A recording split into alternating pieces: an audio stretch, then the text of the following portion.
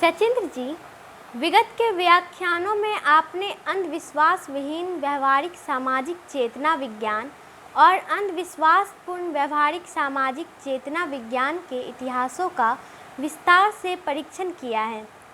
विश्व मानव समाज के सोच समझे रखने वाले लोग इन व्याख्यानों से बहुत लाभ उठाएंगे।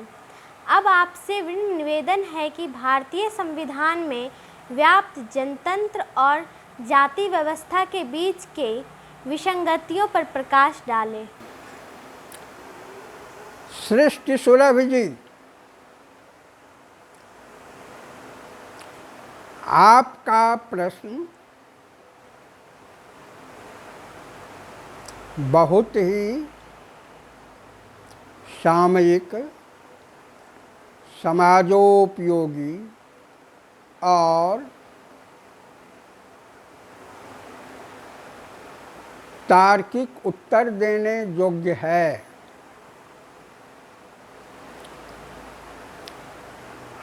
तो सबसे पहले हम भारतीय जनतंत्र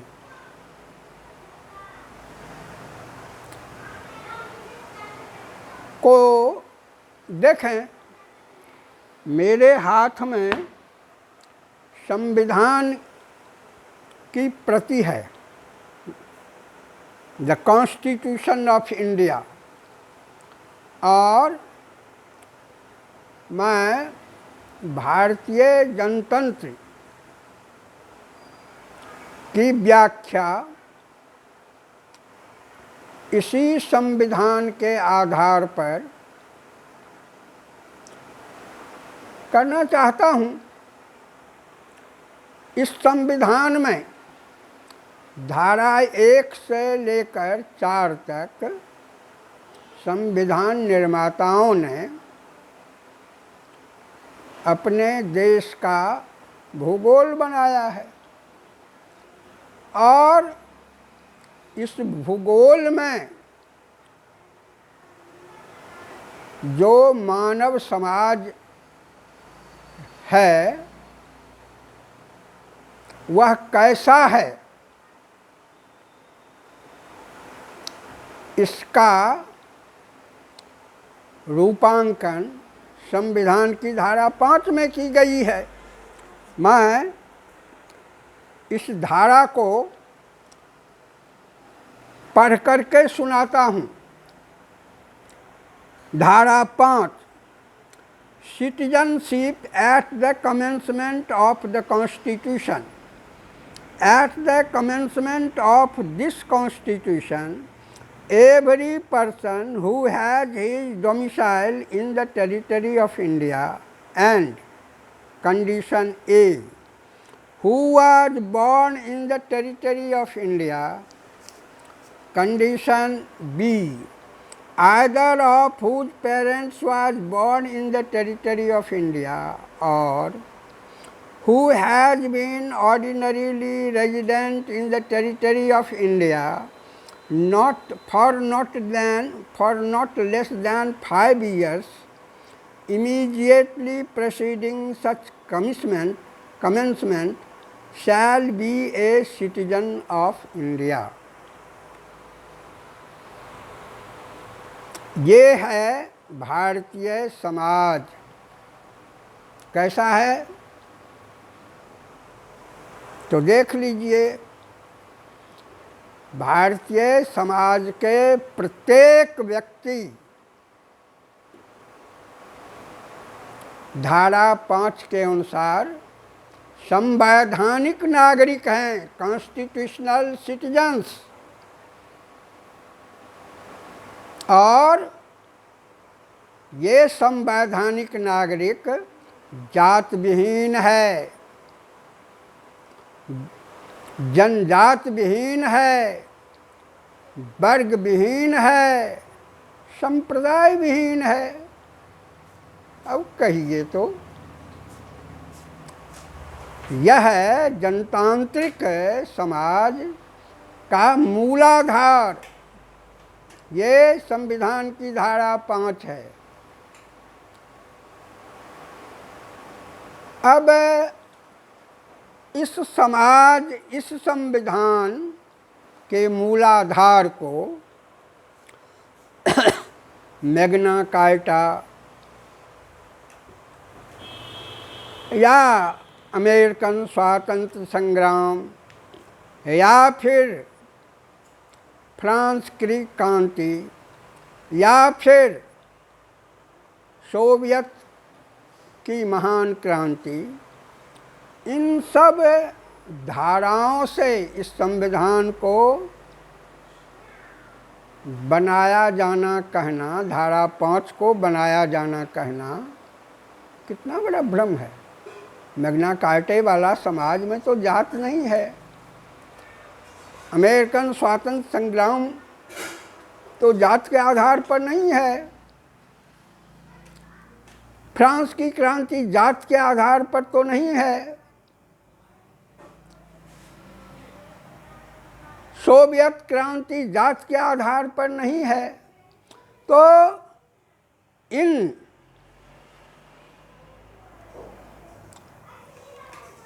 वैश्विक परिवर्तनों के साथ संविधान की धारा 5 को देखना महाभ्रम है, महाभ्रम है। और इसलिए भारतीय जनतंत्र के मूलाधार को हम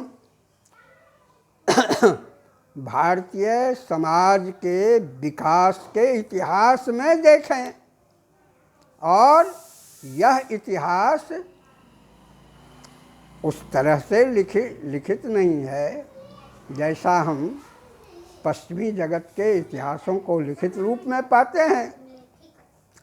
यहाँ पर तो इतिहास मंत्रमय रूप से बनाया गया है और प्रत्येक व्यक्ति अपना अपना मंत्र इतिहास के संबंध में देते गए हैं। इससे भारतीय समाज विकास के इतिहास को तार्किक रूप से समझना बड़ा कठिन हो गया है। ज़रूरत है कि हम ऋग्वेद की ऋचाओं से ऐसी ऋचाओं को बाहर निकालें जो उस काल के सामाजिक आर्थिक परिवेश को व्यक्त कर रही है ये ऋचाएँ। तो मेरी बेटी श्लेषा सचिंद्र ने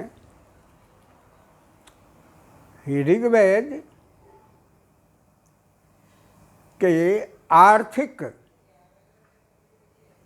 आधार का अध्ययन किया है और विश्व भारती से इस विषय पर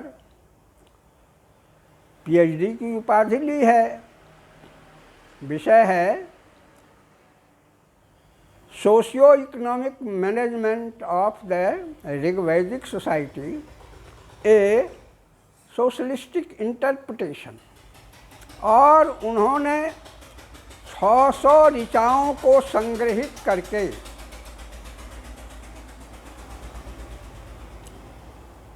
ऋग्वैदिक समाज के प्राकृतिक धनों का अध्ययन किया है और इन ऋचाओं को वह सायन, विल्सन और दयानंद सरस्वती के भाष्यों से मिला करके अपना वक्तव्य दिया है। पठनीय है वह शोध प्रबंध। मेरे शोध में भारतीय संविधान की धारा 5 ऋग्वेद के 10म मंडल में ऋग्वैदिक समाज का जो संविधान है, उसकी सामाजिक रचना का जो संविधान है, वहाँ से जो सामाजिक विवेक, सामाजिक मन, सामाजिक चेतना की धाराएं निकलती हैं, नैनो टेक्नोलॉजिकल क्रिएशन के रूप में वो आगे बढ़ती है और फिर जनतांत्रिक संविधान की धारा 5 में आती है। जनतंत्र, यह जनतंत्र, भारतीय जनतंत्र क्या है? इस संविधान का जनतांत्रिक रूप संगच्छध्वं संवदध्वं संगो मनांसि जानतां देवा भागं यथा पूर्वे संजानाना उपासते समानी मंत्रः समीति समानी समानं मनः सह चित्तमेखां समानो मंत्रमंभि मंत्रे समानेन ओ हविषा जुहोमि समानी ओ आकुति समाना हृदयान्वः समानमस्तु यो मनो यथा वह सुसहासति। ये जनतंत्र है, भारतीय जनतंत्र का मूलाधार। सच्चिदानंदमय समाज, संगो मनांसि जानतां, सोशल माइंड, ओ समानी समानं मनः सह चित्तमेखां, सोशल कॉन्शसनेस, समाना हृदयान्वः, सोशल रैशनैलिटी। ये तीनों जहाँ पर सामाजिक हो तो वह समाज सच्चिदानंदमय आनंदमय रहता है। वह समाज हेलन गिव मी ए किस एंड मेक मी इमोर्टल वाला नहीं होता है। उसकी अमरता हेलन के हेल्यूनेशन वाले चुंबन में नहीं है। इसकी अमरता सामाजिक संरचना में है, जहाँ पर प्रत्येक सामाजिक व्यक्ति की रोटी और आज़ादी की संवैधानिक सुरक्षा है। समानी वो आकुति, ये प्राकृतिक और सामाजिक जो धन है उसको सामाजिक विवेक के आधार पर बांटा जाए तो वह सच्चिदानंद वाला सामाजिक डिस्ट्रीब्यूशन है। तो अब इस सच्चिदानंद जो मैं समाज है ऋग्वेद के संविधान में व्यवहारिक, यह व्यवहारिक सामाजिक चेतना विज्ञान है, ये सदिच्छा नहीं है। बहुत सारे पंडित कहते हैं ये सदिच्छा है, नहीं, this is the practical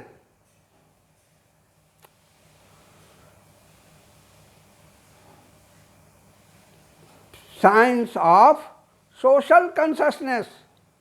This is the practical science of social consciousness. ये व्यवहारिक सामाजिक चेतना विज्ञान है, व्यवहारिक है। देख लीजिए, प्रचुरतामूलक भी परिवेश है और इसमें प्रकृति प्रत्येक व्यक्ति की रोटी और आज़ादी की गारंटी करती है, अविभाज्य गारंटी करती है। अब इस संविधान के गहन विश्लेषण से जो निष्कर्ष आता है वो है जो ऋग्वैदिक समाज की जो संरचना हुई है, प्राकृतिक संरचना, उसमें 5 मूल नियम काम करते हैं।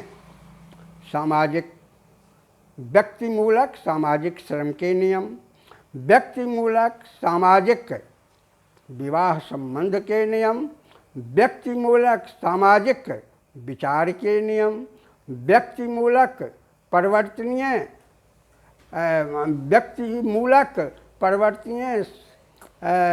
श्रम आधारित समिति अनुशासित समाज, और फिर मानवाधिकार का नियम। तो परिवर्तनीय श्रम व्यक्ति का, परिवर्तनीय श्रम मूलक विवाह संबंध सामाजिक, परिवर्तनीय सामाजिक विचार और परिवर्तनीय सामाजिक श्रम आधारित समिति अनुशासित समाज, जिसमें कोई डिक्टेटर नहीं है, प्रत्येक व्यक्ति समान है।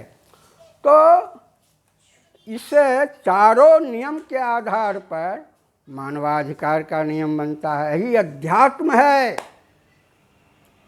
भारतीय जनतंत्र का अध्यात्म मानवाधिकार है, जिसमें प्रत्येक सामाजिक व्यक्ति की रोटी और आज़ादी की संवैधानिक सुरक्षा निहित है।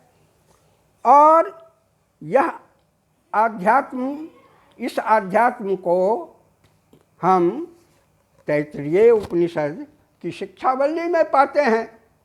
यह शिक्षावल्ली अंतरिक्ष लोक का समाज पहले बनाती है, फिर उसके आधार उसी से जीवलोक का समाज निश्चित होता है, फिर उसी से मानव लोक का समाज निश्चित होता है, फिर उसी से ज्ञान लोक का समाज निश्चित होता है, और अंत में इसी से अध्यात्म लोक का समाज निश्चित होता है।